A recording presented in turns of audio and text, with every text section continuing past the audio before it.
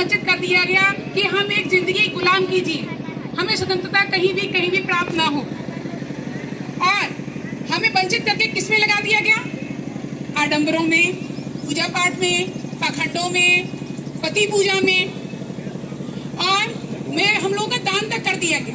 कन्या दान तक किया जाता है कि हम एक वस्तु है, हमें दान कर दिया जाता है। तो हम इन पाखंडों में, सती प्रथा, पर्दा प्रथा, इन सभी में लुप्त हो गए।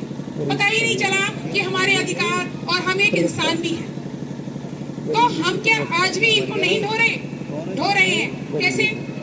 हमारा दहन किया जाता है, चाहे वो राजकुमारी होलिका का दहन होली पर हो, चाहे हमारे लिए दहेज प्रथा की कमी के कारण हमें जला दिया जाए, तब भी आज दहन हो रहा है। कहते हैं हम नारी पूजा करते हैं, जहाँ नारी की पूजा होती है वो हिंदुस्तान है, वो भारत है।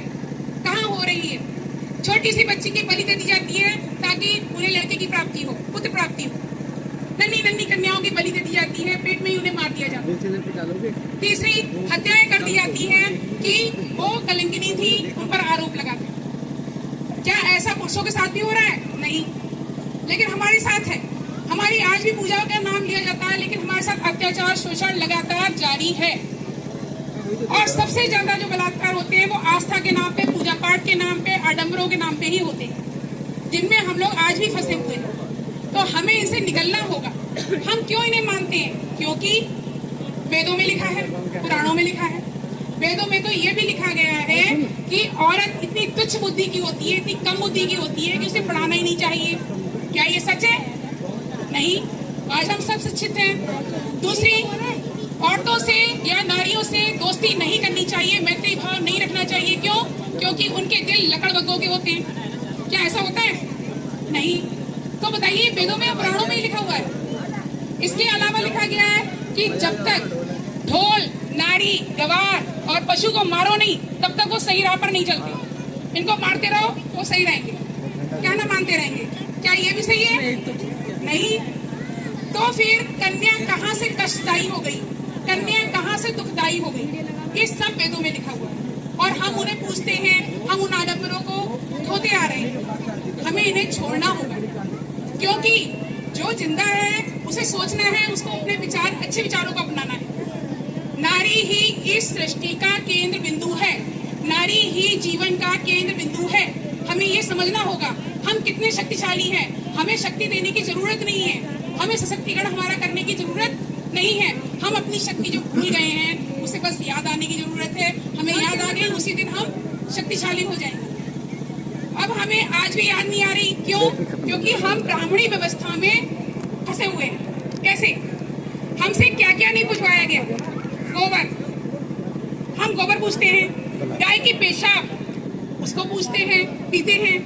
हमसे क्या क्या नहीं कराया? कूड़ा, करकट, पत्थर, पर्वत, पहाड़, सब पूछवाया जा रहा है। हाथी, घोड़े, नंदी, गाय, गरुड़ देव, जो भी है, पशु पक्षी, सब पूजवाए जा रहे हैं। और पूजवाते हमें इतना नीचे गिरा दिया गया कि हमारी कोई पूजा नहीं करता, ना हमें कोई समझता। हम उनसे भी गए गुजरे हो गए। और सबसे अच्छी कृति है इस सृष्टि की मनुष्य, और हम भी मनुष्य हैं।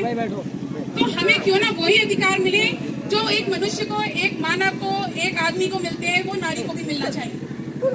हम खुद अपने अधिकार, अपने अस्तित्व को पहचानेंगे, तब हमें वो अधिकार मिलेंगे।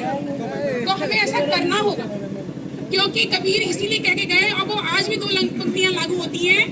कबीरा कहे ये जग अंधा, कबीरा कहे ये जग अंधा, अंधी जैसी गाय बछड़ा था सो मर गया, अंधी जैसी गाय बछड़ा था सो मर गया, झूठी चाम चटाए कबीरा कहे।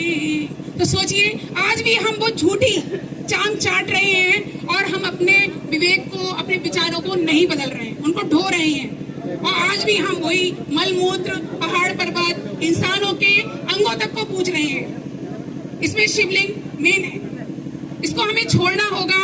हमें इन्हें जानना होगा कि हम कहाँ फंसे हुए हैं। हम आज पढ़ी लिखी नारी हैं, बाबा साहब की नारी हैं और माता सावित्री बाई की, फुले की संतानें हैं। हमें ये जानना होगा, और जब हम ये जानेंगे तभी हम आगे बढ़ पाएंगे और बाद माता सावित्रीबाई के सपने को और बाबा साहब के सपने को साकार कर पाएंगे। मानव है अपनी करनी से, क्योंकि दीपक है अपनी रोशनी से। इसी के साथ मैं अपनी वाणी को विराम दूंगी। जय भीम, नमो बुद्धाय।